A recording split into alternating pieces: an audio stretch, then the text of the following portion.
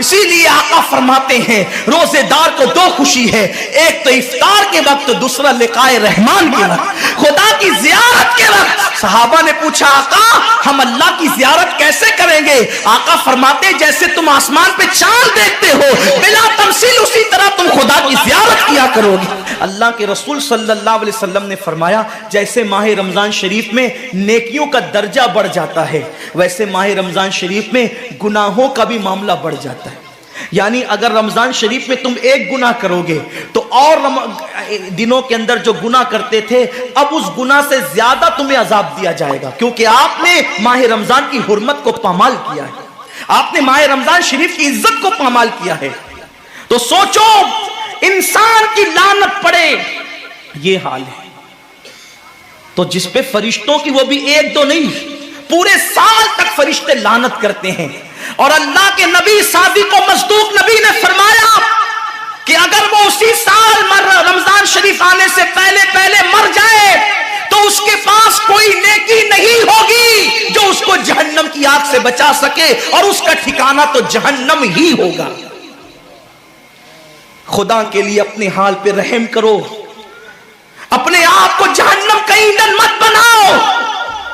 ہمارا جسم اتنا طاقتور نہیں ہے کہ ہم اپنے جسم پر جہنم کے عذاب کو برداشت کر سکے۔ میری قوم کے جوانوں، اپنی جوانی پہ اترانے والوں، اپنی قوت پہ ناز کرنے والوں، اللہ کے رسول صلی اللہ علیہ وسلم فرماتے ہیں کہ جہنم کی آگ کی ایک چنگاری اگر دنیا کے سمندر میں ڈال دی جائے تو دنیا کے سارے سمندر آگ سے بھڑکنے لگے۔ اس چنگاری کو، وہ جہنم کی چنگاری کو سمندر ٹھنڈا نہیں کر سکتے، بلکہ سمندر کو وہ ایک چنگاری بھڑکا دے گی اور سمندروں کے اندر آگ لگ جائے گی۔ جو ایک چنگاری سارے سمندر کو بھڑکا دے، اللہ اکبر، اس جہنم کے اندر یہ چھوٹا سا وجود جو چھوٹی سی، اللہ اکبر، اگر بتی کے چٹکے کو برداشت نہیں کر سکتا، جو چراغ کی لو کی تیز کو، جو چراغ کی لو کی حرارت کو برداشت نہیں کر سکتا، جو سگریٹ کے چٹکے پر بے قرار ہو جاتا ہے، یہ چھوٹا سا وجود جب جہنم کے اندر داخل کیا جائے گا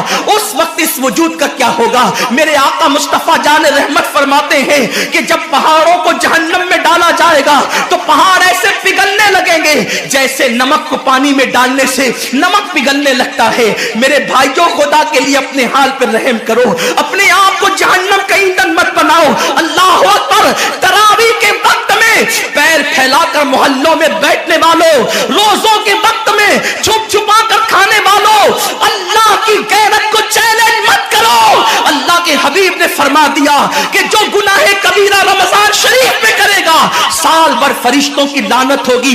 آپ کہتے ہیں مسلمان کلمہ پڑھتا ہے، مسلمان نبی کا غلام ہے، مسلمان نبی پہ جان قربان کرنے کے لیے تیار ہے، اتنی مصیبتوں میں کیوں ہے، اتنی تکلیفوں میں کیوں ہے، کیوں تباہ ہو رہا ہے مسلمان؟ ارے جس پر فرشتے پوری سال لعنت کرے وہ قوم تباہ نہ ہوگی تو کیا ہوگا؟ اس قوم کے گھر نہ جلیں گے تو کیا ہوگا؟ اس قوم کی بیٹیوں کی آبرو نہ لوٹے گی تو کیا ہوگا؟ وہ قوم غربت کی چکی میں نہ پسے گی تو کیا ہوگا؟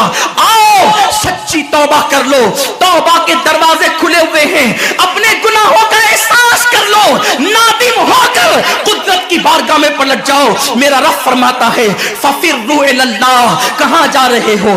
دوڑو اللہ کی طرف، پلٹو اللہ کی طرف۔ بڑے سے بڑا پاپی اگر خدا کی طرف احساس گناہ لے کر، ندامت کے آنسو لے کر اللہ کی بارگاہ میں پلٹا ہے تو اللہ نے اس کو مغفرت کا پروانہ عطا کیا ہے۔ میرے رب کا وعدہ ہے جو میری بارگاہ میں پلٹتے ہیں میں ان کو لوٹاتا نہیں ہوں، میں ان کو معاف کر دیتا ہوں۔ سبقت رحمتی علی غضبی، میری رحمت میرے غضب پہ سبقت لے گئی ہے۔ وہ رب جو 70 ماؤں سے زیادہ پیار کرتا ہے، امت کی تباہی کا اتنا ہی خیال ہے، تم رمضان شریف کا احترام کیوں نہیں کرتے؟ ہم رمضان شریف کا اہتمام کیوں نہیں کرتے؟ کیوں ہم اللہ کی عبادت کی طرف نہیں آتے؟ آؤ اپنے گناہوں کا احساس لے کر خدا کی بارگاہ میں پلٹو تاکہ تباہی سے بچ جاؤ۔ ایک حدیث پاک کا مفہوم پڑھ کر اپنی گفتگو کو اختتام کی طرف لے کر چلو۔ یہ امت اگر گناہ کا احساس کر لے، احساس گناہ کر لے، ہم تباہی سے ابھی بھی بچ سکتے ہیں۔ اللہ کریم ہے، بہت مہربان ہے۔ غفار ہے، اس کو معاف کرنا پسند ہے، بلکہ یہاں تک فرمایا کہ میرا بندہ اگر ساری دنیا کے انسانوں کے جرائم لے کر شرمندہ ہو کے میری بارگاہ میں آئے تو بھی میں اس کو معاف کر دیتا ہوں۔ کیا احساس تھا لوگوں کو گناہ کا، بلکہ گناہ نہیں، نہ کردہ گناہوں کا بھی لوگوں کو احساس تھا۔ ایک حدیث پاک کا مفہوم پڑھتا ہوں۔ حضرت ثعلبہ ابن عبد الرحمن، یہ ایک جوان انسان ہے، ابتدائی جوانی میں ان کو حضور کا دامن نصیب ہو گیا اور یہ مسلمان ہو گئے، حضور کے ہاتھوں پہ کلمہ پڑا۔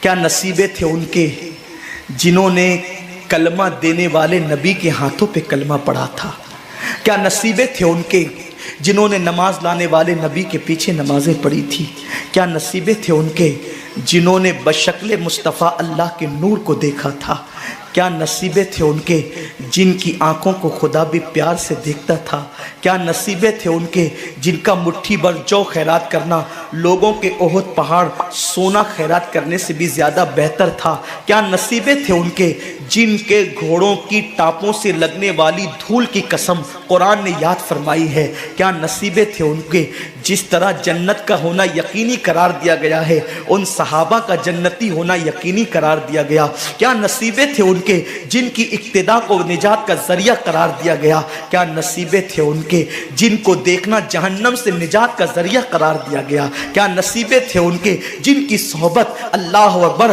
رسول اللہ کی صحبت کی نیابت کا ذریعہ قرار دے دیا گیا۔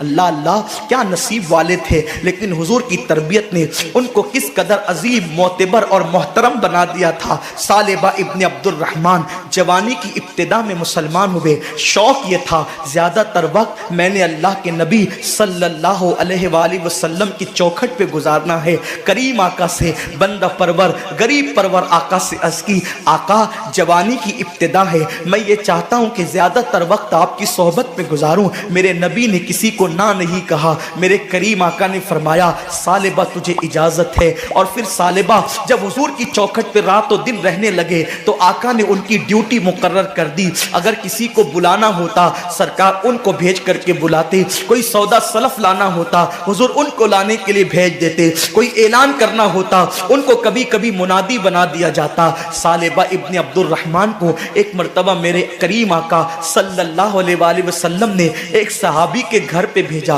حدیث پاک کا مفہوم ہے ابھی ابتدائی دن تھے، تربیت ابھی مکمل نہ ہوئی تھی، تربیت کے ایام جاری تھے، ابھی تربیت سے وہ گزر رہے تھے۔ اللہ اکبر، کسی کے گھر جاؤ تو آداب یہ ہیں کہ کسی کے دروازے پہ دستک دے کر سائیڈ میں کھڑے ہو جاؤ، تاکہ اگر وہ دروازہ کھولے تو اس کے گھر میں تمہاری نظر نہیں پڑنا چاہیے۔ میرے کریم آقا فرماتے ہیں اپنے گھروں کی چھت پر بلا عذر شرعی نہ چڑھا کرو، اس لیے کہ اگر تم اپنے گھر کی چھت پر چڑھو گے اور کسی کے گھر میں تمہاری نظر پڑ گئی تو اللہ اس نظر کے بارے میں بھی تم سے سوال کرے گا۔ خالی گھروں میں نظر ڈالنے پر بھی میرے نبی نے منع کیا ہے، جو لوگوں کی آبرو پہ نظر ڈالتے ان کا انجام کیا ہوگا۔ حالت روزہ میں جو انٹرنیٹ پر زنا کے مناظر دیکھتے ان کا انجام کیا ہوگا، جو روزے کی عظیم راتوں کے اندر کرکٹ محلے میں کھیلتے ہوئے وقت کو ضائع کر دیتے ان کا انجام کیا ہوگا۔ آج کے لوگ کہتے ہیں مولانا آخر یہ کرکٹ سے مولویوں کو کیا دشمنی ہے، بڑے بڑے دیندار لوگ کرکٹ کھیلتے ہیں، کرکٹ میں کیا گناہ ہے، نہ اس میں بد نظری ہے، نہ بد نگاہی ہے، نہ یہ ہے، نہ وہ ہے، نہ وہ ہے۔ یاد رکھنا کرکٹ میں اگر کوئی گناہ نہ بھی ہو تو جو وقت ضائع ہو رہا ہے نا یہ کیا کوئی کم گناہ ہے؟ وقت کو ضائع کرنا خود گناہ ہے، وقت کا ضیاع خود گناہ ہے۔ اللہ کے حبیب صلی اللہ علیہ وسلم فرماتے ہیں جس نے دنیا اگر دوستو ویڈیو اچھی لگی ہو تو ایک لائک کریں اور چینل کو سبسکرائب کریں اور کمنٹ میں ضرور بتائیں کہ